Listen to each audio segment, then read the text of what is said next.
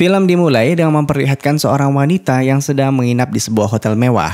Namun malam itu tiba-tiba terjadi hal tak terduga dan sekarang ia dalam masalah besar.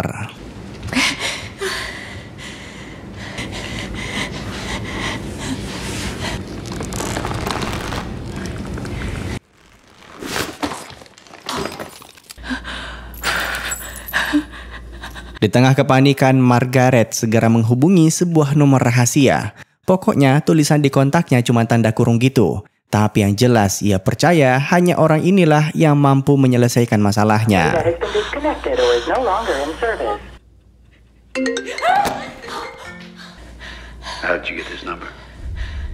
Agar bisa menyewa jasa yang dibutuhkan, awalnya Margaret diminta menjelaskan dari manakah ia mendapatkan nomor rahasia tersebut. Awalnya kita juga dibuat bingung, bagaimana bisa seorang ibu-ibu punya nomor yang biasa dihubungi hitman untuk membersihkan jasad pembunuhannya. Tapi scene tiba-tiba berpindah, menunjukkan posisi orang yang ditelepon saat ini. Di dekatnya terdapat sebuah TV yang sedang menampilkan wajah Margaret.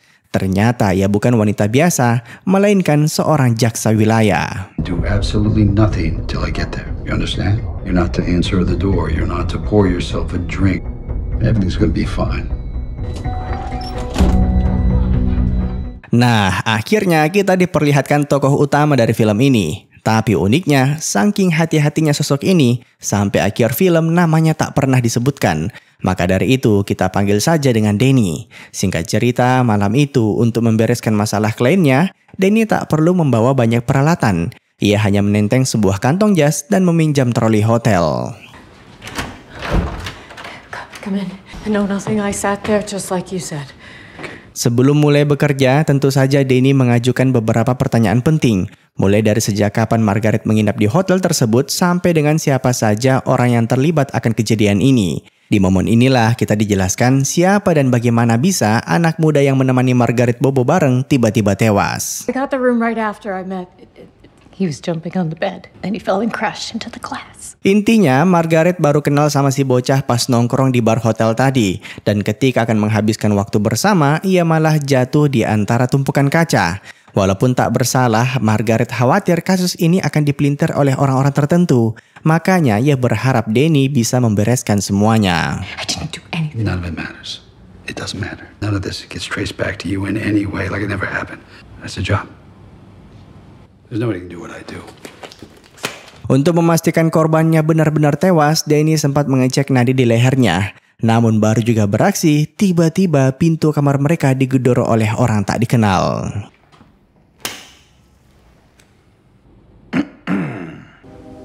Can I help you? I'm here to take care of your problem. Perkenalkan, pria ini bernama Nick dan dia diutus oleh pihak hotel untuk menyelesaikan masalah Margaret. Ternyata di dalam kamar itu terdapat sebuah kamera tersembunyi yang sengaja dipasang oleh pihak pengelola demi menghindari hal-hal seperti ini. Sebenarnya tindakan tersebut melanggar hukum, tapi Margaret sedang di posisi terdesak. Jadi mau tidak mau dia harus menerima semua keputusan sang pengelola. Apalagi pada dasarnya mereka hanya ingin menawarkan solusi. That's illegal surveillance. That's a Class D felony in the state of New York. I don't know what you're talking about, sir. Hello? Other men there? Can you hear me? Yes. Very aware of the stigma that can become attached to a building. Someone I know through a trusted friend to take care of this problem. Danny sontak terkejut begitu tahu ada orang yang seprofesi dengannya. Kocaknya lagi, sekarang mereka berdua dipaksa untuk bekerja sama. Kenapa harus berdua? Soalnya Margaret belum percaya dengan sosok Nick. Sebaliknya, pihak hotel juga tak ingin menyerahkan masalah ini ke orang lain, aka Danny.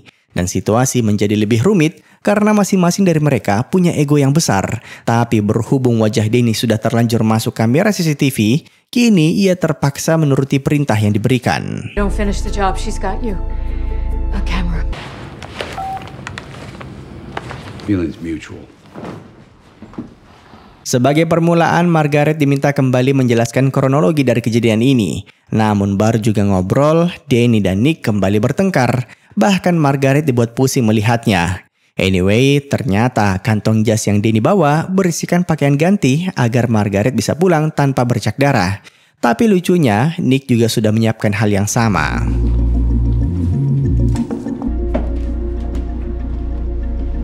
Setelah Margaret pergi, Danny langsung bersiap-siap untuk mengangkut jasad pria tersebut. Tapi bukannya ikut membantu, Nick malah asik menungguk soda. Siapa yang tidak kesal coba? Menurutnya sejak awal ini adalah tugas Danny dan keberadaannya di sana hanya sebagai pengawas.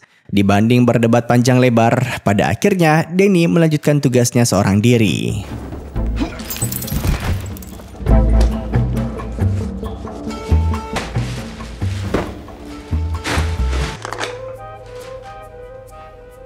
Ketika sedang duduk di ruang tengah, Nick melihat sesuatu yang mencurigakan. Begitu dicek, ternyata di balik lemari itu terdapat sebuah tas peninggalan si korban. Dan begitu dicek, isinya sungguh membagongkan. I told you not to touch anything. Oh shit.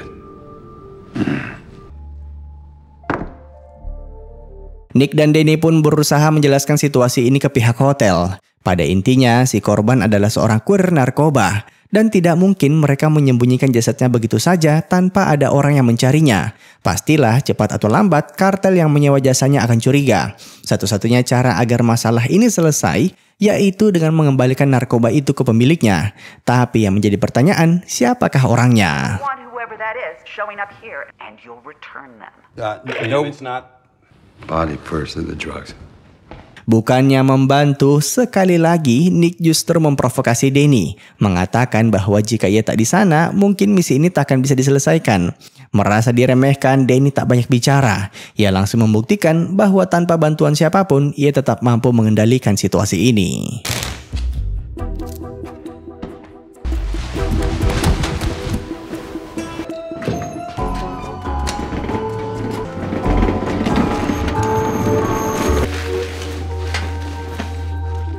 Danny berhasil membungkus jasad tadi dengan sangat rampih. Sekarang mereka cukup mengangkutnya keluar gedung tanpa diketahui oleh siapapun. Begitu mereka tiba di parkiran, kini tugas Nick untuk menyabotase kamera CCTV. Selain untuk menghilangkan jejak, juga untuk mengalihkan perhatian para penjaga.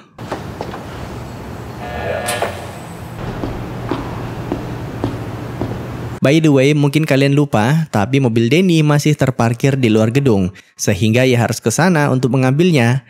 Dan kocaknya, ketika sudah sampai di pinggir jalan, barulah Nick menawarkan agar mereka memakai mobilnya. Dan tentu saja, hal itu membuat Danny semakin kesal. Tapi mau bagaimana lagi, mereka berdua ini memang seperti minyak dan air.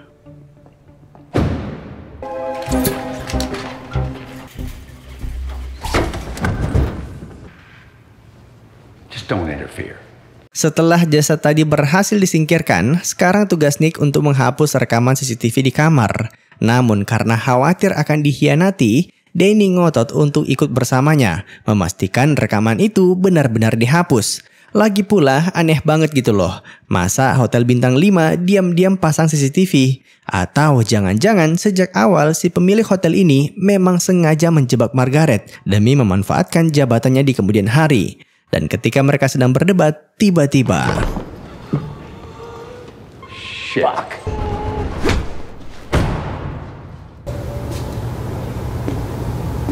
siapa yang menyangka jika anak muda tadi ternyata masih hidup? Bukankah Danny sudah sempat mengecek nadi di lehernya? Jujur saja, ini sebuah kesalahan fatal. Makanya Nick tak berhenti meledeknya. Namun Danny jadi curiga. Jangan-jangan bocah ini jatuh pingsan akibat mengkonsumsi narkoba jenis tertentu. Dan saking telernya, detak jantungnya ikut melambat. It was the drugs. Oh, that's just lazy. Would you shut the fuck up? It doesn't matter. Anyway, dibanding berdebat panjang lebar, Nick malah menganggap ini sebuah keberuntungan. Karena sekarang mereka tak perlu bersusah payah dalam mencari tahu siapakah pemilik narkoba tersebut. Namun masalahnya, anak muda ini dalam kondisi tidak stabil. Makanya mereka butuh bantuan dokter. I know someone. Fuck no. My guy, it only works with my guy. It's exclusive. Where are we going? Chinatown. Sepanjang jalan, Danny merasa ada yang aneh dengan kasus ini. Karena narkoba yang anak muda itu bawa bukan barang sembarangan. Tingkat kemurniannya mungkin hampir 100%. Dan kebetulan sekali, beberapa minggu yang lalu, ada kabar kalau seseorang berhasil mencuri narkoba milik para mafia Albanian. Jangan-jangan ini salah satunya. Tapi sekali lagi, Nick malah merasa Danny hanya overthinking.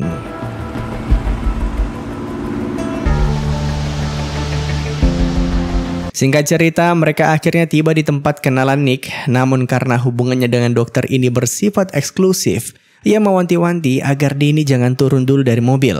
Anehnya kali ini tanpa harus berdebat panjang lebar, Danny menuruti perintah tersebut. Tak lama kemudian, sang dokter yang bernama Jun pun muncul. Ketika itu terjadi, Danny bergegas keluar dari mobilnya. Dan kocaknya, mereka berdua selama ini ternyata punya langganan dokter yang sama. Hello, June. You didn't pick up. I know.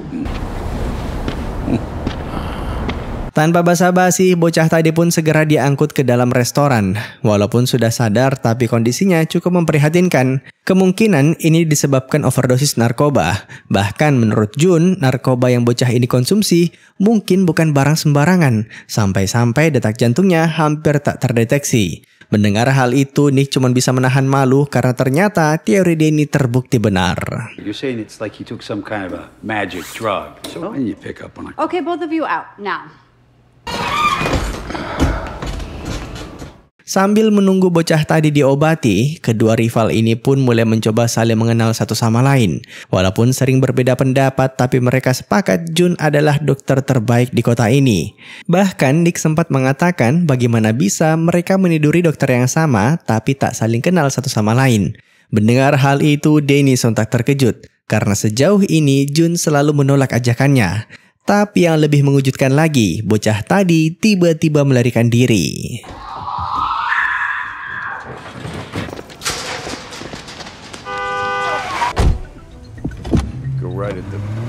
Aksi kejar-kejaran pun terjadi dan menggunakan kemampuan mengemudinya, Danny berusaha menangkap kembali si bocah. Tapi situasi semakin rumit karena target mereka kabur ke dalam pusat perbelanjaan.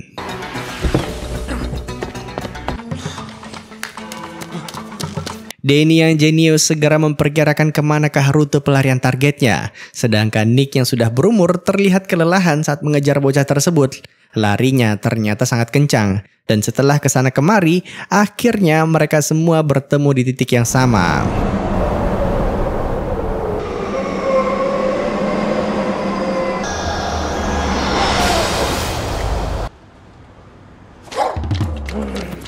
Pengejaran kembali berlanjut. Dan sekali lagi Danny berusaha memperkirakan ke arah manakah bocah tadi akan kabur. Sedangkan Nick terlihat semakin kesulitan untuk mengikutinya. Bagaimana tidak, bocah itu terus saja kabur ke arah yang tak terduga. Bahkan sampai ke bawah proyek jembatan. Tapi di momen inilah kita bisa melihat bagaimana apiknya kerjasama antara Nick dan Danny. Seakan-akan mereka memang ditakdirkan untuk saling melengkapi.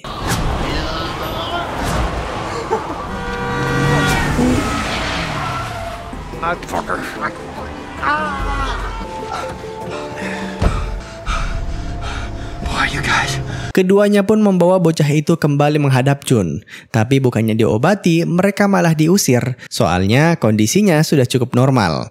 By the way, sebelum berpisah, Jun juga sempat menyangkal semua kata-kata Nick tadi. Also, I'm not sleeping with him. He's just fucking. Yeah, it's just fucking with you. Untuk mencari tahu siapakah pemilik narkoba tersebut, mereka harus menginterogasi bocah ini. Tapi kocaknya, masing-masing dari mereka tak mau menggunakan apartemennya sebagai tempat interogasi. Oleh karena itu, mereka pun terpaksa menyewa sebuah hotel esek-esek. Get dressed. Need a room? Love Nest, Arabian Nights, or Safari. Butuh diingat mereka berdua ini bukan assassin maupun hitman, makanya tak punya pengalaman dalam menginterogasi orang lain. Awalnya Nick mencoba menyerahkan urusan ini sepenuhnya ke Danny, tapi bocah yang mereka interogasi tak kunjung mau buka mulut, bahkan tak mau mengakui kalau narkoba itu miliknya. Alhasil mereka terpaksa menggunakan metode yang berbeda. Can't we just get to it? What do you mean? How does someone like you get involved with one of the biggest drug runners in the city? Akhirnya si bocah yang mulai sekarang kita panggil saja dengan Kid mau buka mulut.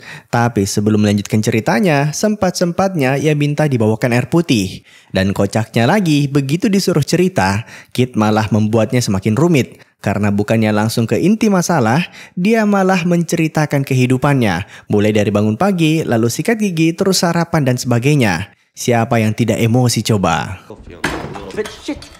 Sorry. Okay. Just go fast. Okay, all right? yes. Now. What? Jadi Kit ini adalah seorang mahasiswa dan selama menempuh pendidikan ia punya sahabat bernama Diego. Beberapa hari yang lalu ibu Diego tiba-tiba meninggal dunia dan karena sibuk mengurus pemakamannya, ia minta tolong ke Kit untuk mengantarkan narkoba tersebut. Karena tak enak hati, ia pun menyanggupi permintaan sahabatnya. Namun di tengah perjalanan, Kit diliputi rasa was-was. Makanya ia mampir sebentar untuk menenangkan diri di sebuah bar hotel. Tapi tiba-tiba Margaret menghampirinya dan mengajaknya untuk bobo bareng. Nah, kocaknya lagi, sampai saat ini dia belum tahu narkoba itu harus diantar kemana. Diego cuma bilang seseorang nanti akan mengabarinya lewat pager. The drop if you don't have your phone. The pager. Where is it? Diego left it for me at his work.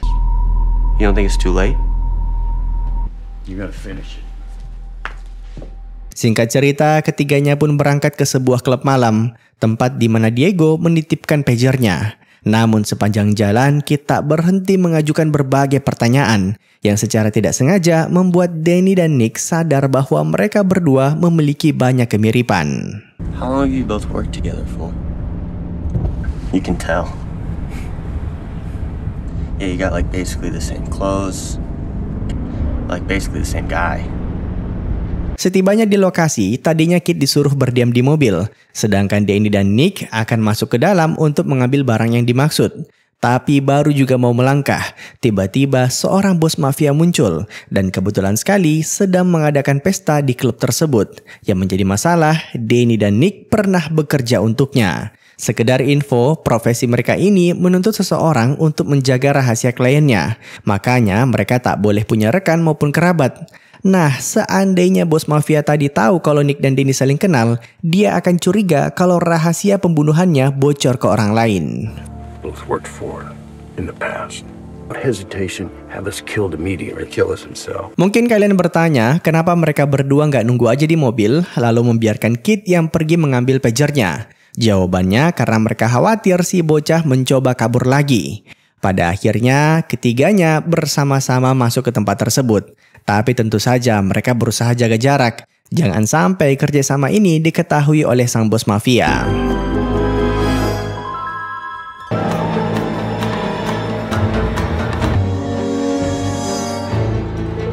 Berulang kali Kit menyuruh pegawai bar untuk mengambilkan pager titipan temannya. Namun karena tak digubris, ia pun langsung mengambilnya sendiri. Tapi aksinya itu malah membuatnya dalam masalah. Diam-diam Nick dan Danny pun mencoba mengikutinya ke ruang belakang. Namun tiba-tiba musik berganti. Dan walaupun sudah berusaha kabur, keduanya malah terseret dalam pesta dansa.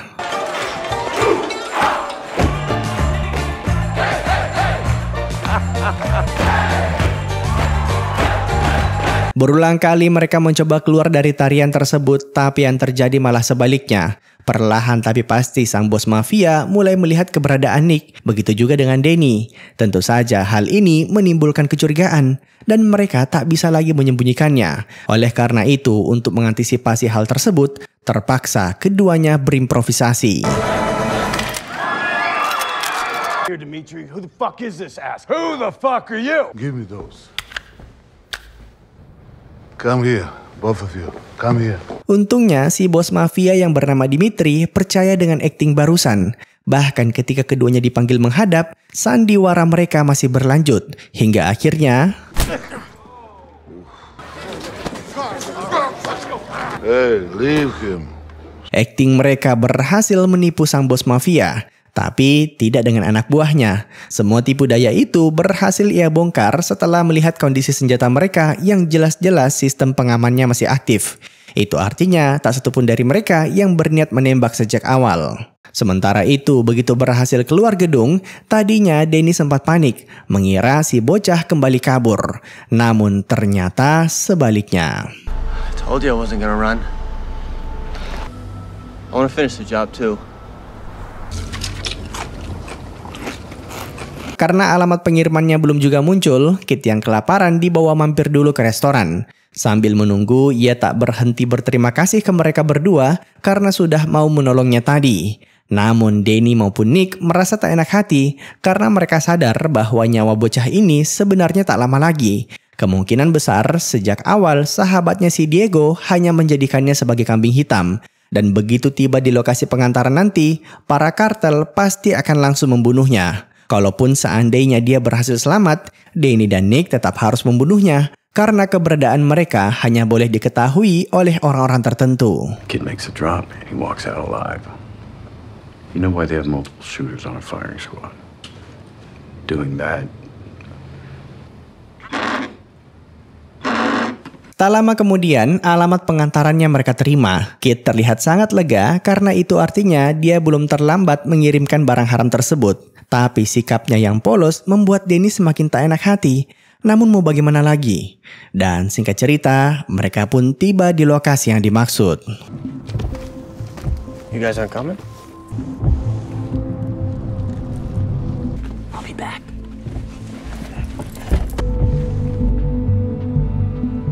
Secara tidak langsung, bocah itu berhasil mempererat hubungan Danny dan Nick. Mereka sama-sama merasa kasihan dengan nasibnya, tapi juga tak punya kuasa untuk menghadapi para mafia. Tak lama setelah Kid masuk ke lokasi, Danny tiba-tiba berubah pikiran dan berniat untuk menyelamatkannya. Namun anehnya, lokasi tersebut tiba-tiba dikepung oleh kelompok mafia lain. Is that the Albanians?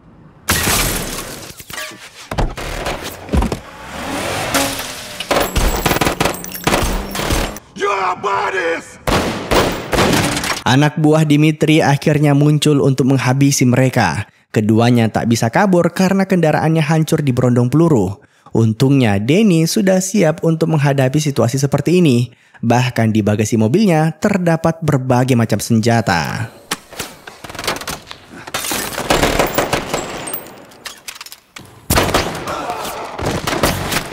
Setelah berhasil mengalahkan anak buah Dimitri, keduanya sepakat untuk menolong si bocah. Tapi baru juga mau masuk, mereka dibuat heran dengan kemunculan beberapa anggota mafia yang sudah sekarat. Yang lebih membagongkan lagi, begitu masuk ke dalam, tempat itu seperti habis mengalami pembantaian. Sepertinya kedua kelompok mafia ini habis perang. Dan lucunya, tak satupun dari mereka yang selamat dari insiden tersebut. Sekarang yang menjadi pertanyaan, apakah Kid berhasil selamat atau tidak? Oh my God, Jesus Christ, what the fuck? Ajaib bukan main, bocah ini sekali lagi berhasil selamat dari kematian. Dan kocaknya ketika diminta untuk menjelaskan bagaimana semua ini bisa terjadi, ia kembali bercerita panjang lebar sampai-sampai membuat Nick kesal. Anyway, walaupun semua anggota mafia itu sudah mati, Danny menyarankan agar Kid tetap meletakkan paketnya di sana. Setidaknya nanti polisi jadi tahu motif peperangan ini. Namun saat sibuk dengan hal tersebut, diam-diam Danny ingin membunuhnya. Karena bagaimanapun juga, profesi ataupun identitas mereka tak boleh diketahui oleh orang biasa. Tapi ketika akan menarik pelatuk senjatanya, tiba-tiba...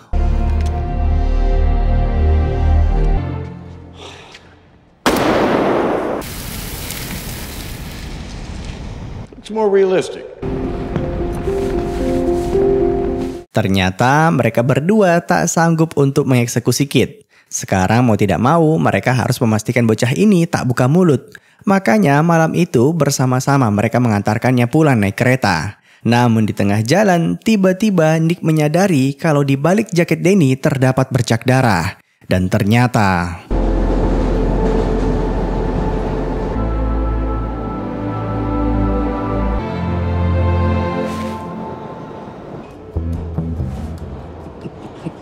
Yap, ini balasan karena Nick juga sempat menipunya tadi pas ketemu Dr. John.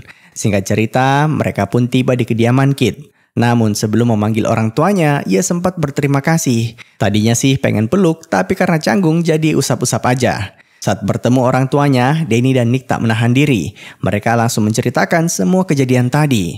Dan pada intinya, Kid harus merahasiakan kejadian ini dari siapapun. Karena jika tidak, akan berakhir sebaliknya. What's this all about? Want to grab some breakfast? Why'd even steal it? Like Bellini? Kejadian semalam nampaknya cukup berkesan bagi mereka berdua, sampai-sampai memutuskan untuk sarapan bersama. Sekedar info, selama ini Danny dan Nick selalu sendirian. Itu semua karena tuntutan pekerjaan. Makanya pertemuan singkat ini rasanya sangat berarti. Dengan berat hati, Danny pun beranjak duluan.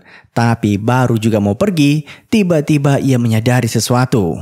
Pada intinya, Danny curiga mereka berdua sebenarnya punya bos yang sama. Dan anehnya, tadi malam si bos sengaja menugaskan keduanya di tempat yang sama. Sekedar meluruskan, Nick itu bukan anak buah dari pemilik hotel, melainkan hanya disewa untuk membereskan kekacauan sekaligus mengembalikan narkoba yang ditemukan di kamarnya. Seandainya sesuai rencana, semalam harusnya Danny dan Nick mati di tengah konflik. Kemungkinan besar si bos ingin mereka mati karena dianggap sudah terlalu banyak menyimpan rahasia orang-orang penting di kota. Dan sayangnya begitu menyadari hal tersebut, di luar jendela sudah terdapat beberapa hitman yang bersiap untuk menyerang mereka. They're really not taking any chances, are they? No deal. Ready? Yeah. Dan dengan begitu, film pun tamat. Ya, ending film ini sangat menggantung, karena sepertinya akan ada lanjutannya. Kita tunggu saja bersama. Terima kasih telah menonton. Sampai jumpa di film selanjutnya. Jangan lupa komen, like, dan subscribe.